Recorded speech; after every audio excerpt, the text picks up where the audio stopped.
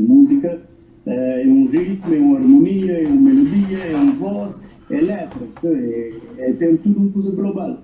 E hoje tem jovens que uma gente chama negócio de beatmaker, que é bom na fazer ritmos, mas é que é bom na fazer letra, é que é bom na fazer melodia, você entende?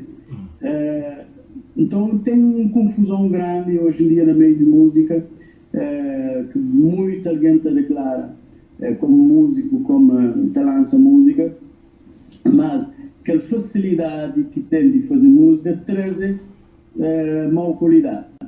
Hoje em dia tem, se namora, por exemplo, MCs, mas MC é cozer, que é um autor-compositor. Ele é uma pessoa que te aproveita de um ritmo, ok? Até cria 2, 3 frases de rima daquele ritmo. Pá, se pessoas gostam daquela frase, até aproveita às vezes de alguma confusão no mercado que te